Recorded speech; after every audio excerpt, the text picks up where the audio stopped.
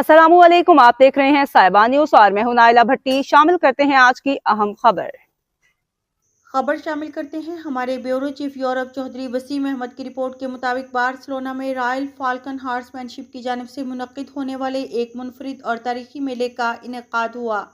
ये मेला सैकड़ों लोगों को अपनी तरफ मुतवज्जो करने में कामयाब रहा। इस मेले का मकसद न सिर्फ रवायती पाकिस्तानी हार्समैनशिप और नेज़ाबाजी को जिंदा रखना है, बल्कि ये इलाके की सकाफत और रवायती खेलों को बैनुल अक़वामी सतह पर रोशनास करवाना भी है।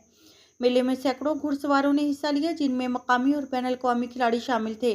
घुड़सवारों ने अपनी महारत का मुजाहरा करते हुए मुख्तलिफ मुकाबलों में हिस्सा लिया। ये मुकाबले न सिर्फ तकनीकी महारत का इम्तिहान थे, बल्कि इनमें रवायती अंदाज में नेज़ाबाजी भी शामिल थी, जिसमें खिलाड़ी अपनी तेज़ रफ्तारी और महारत का मुजाहरा करते हैं। घुड़सवारी मैदान में रंग बिरंगे लिबास में मलबूस अपने घोड़ों के साथ के मुख्तलिफ मराहिल में शामिल हुए। तमाशाइयों के लिए यह लम्हा नहायत दिलचस्प और दिलकश था, क्योंकि हर मुकाबला अपनी नौयत का मुनफरिद था। मैदान में होने वाली ये सरगर्मियाँ स्पेन की सकाफत और रवायती खेलों की अक्कासी करती हैं।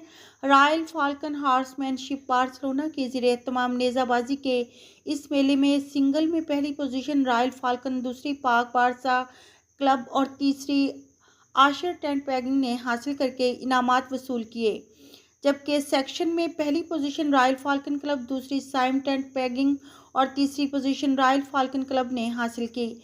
मेहमान खुसूसी मोहम्मद तारिक खान, डायरेक्टर खान नवाब रेस्टोरेंट बार्सिलोना ने कहा, इस किस्म के मेले न सिर्फ तफरीह का जरिया हैं, बल्कि ये रवायती सकाफत को जिंदा रखने और मोहब्बत को फ़रोग़ देने का अहम जरिया भी हैं।